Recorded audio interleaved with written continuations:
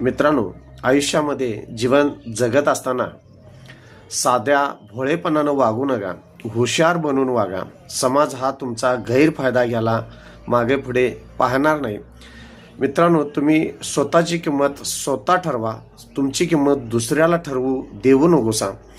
अंगामध्ये जो कमकुवतपणा आहे तो दाखवण्याचा अजिबात प्रयत्न करू नका.